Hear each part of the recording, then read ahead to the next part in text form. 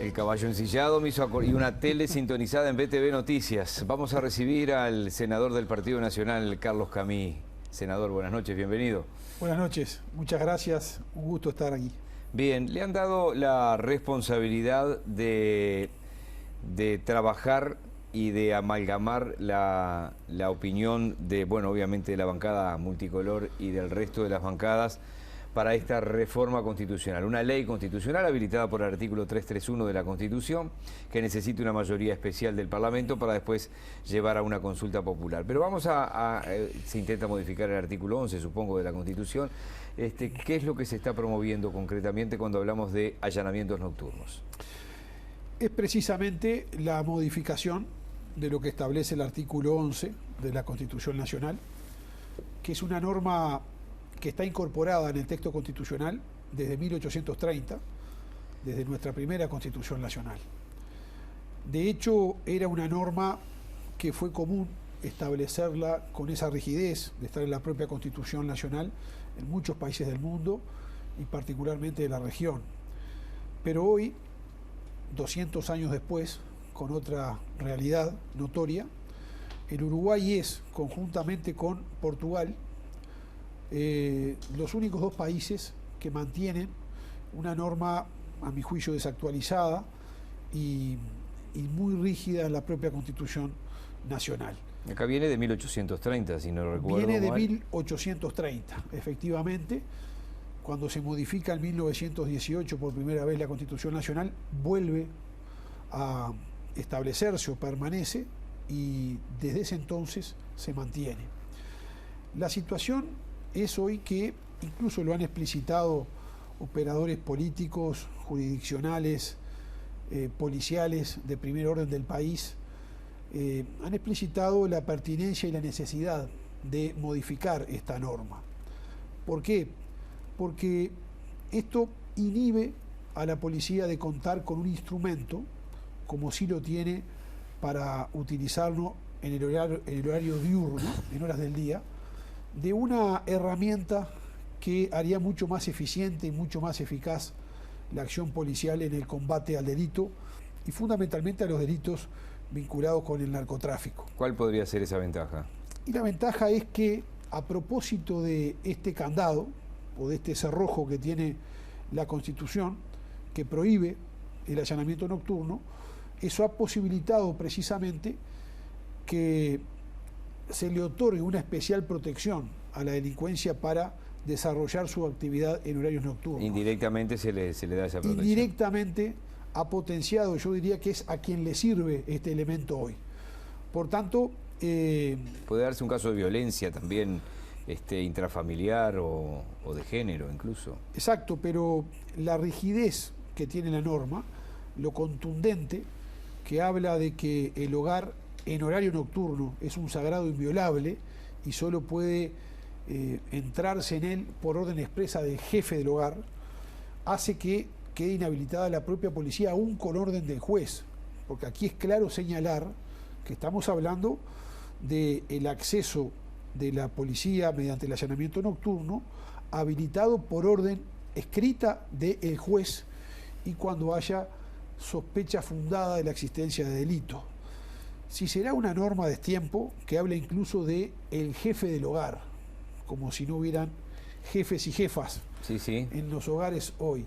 Yo, hablando con algunos constitucionalistas a los que he acudido para asesorarme en el tema más específicamente, me han señalado, y tiene cierta lógica, que esto se fue abandonando en distintos países de la región, al punto que somos hoy el único país en la región que mantiene esta prohibición, porque hace 200 años no había, por ejemplo, luz eléctrica en gran parte del territorio nacional de nuestros países de la región.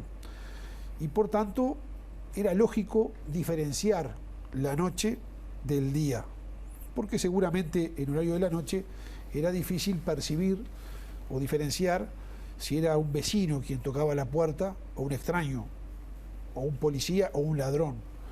Pero hoy por hoy la realidad es otra.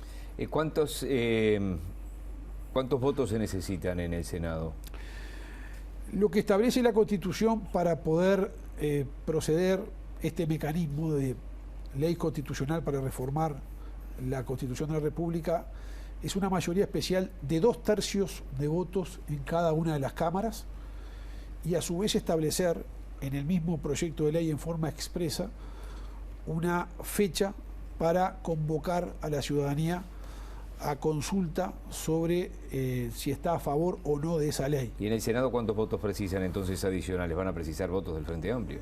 En ambas cámaras se necesitaría votos del Frente Amplio para poder conseguir esa mayoría especial de 2/3. El otro día en ADN el ministro Bonomi decía acá en BTV que estaría de acuerdo él con esto, ha quedado claro en la administración anterior, pero no por una reforma constitucional y que en el Frente Amplio nadie la va a votar.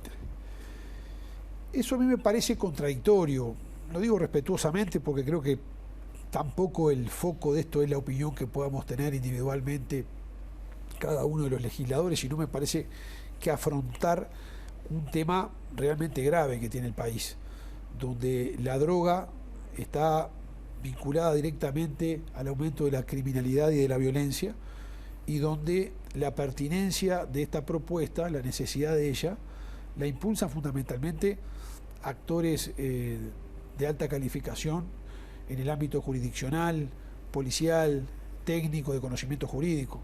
Podemos dar muchos ejemplos.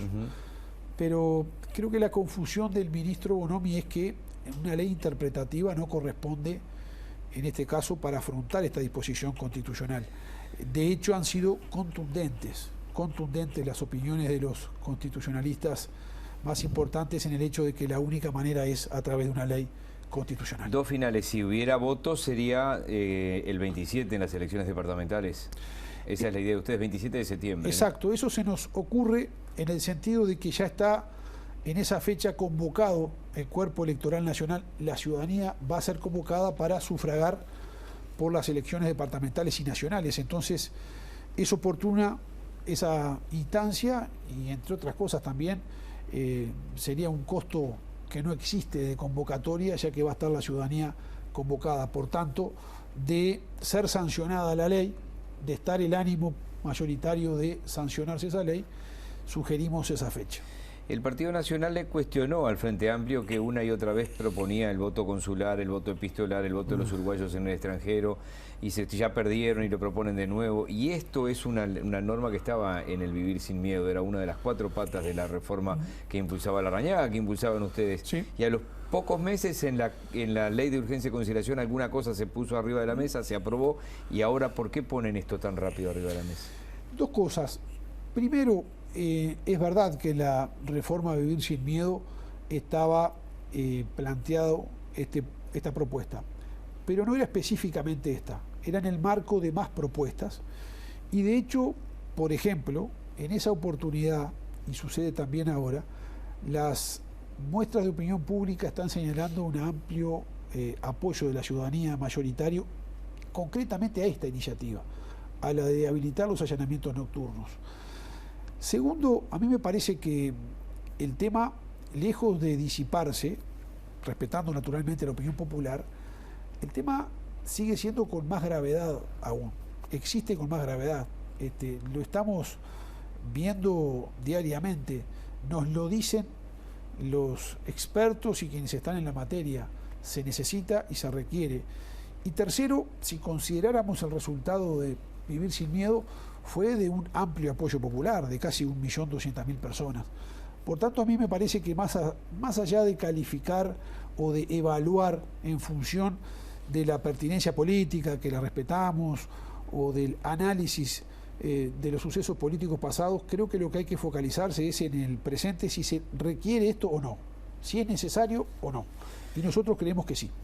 Por hoy, muchas gracias. Siempre digo, los tiempos del informativo son otros. Muchísimas gracias. Muchas gracias por la invitación, ha sido un gusto. Bien, ¿vino caminando? No. No, casi no, porque estaba en el Palacio. Ya venimos.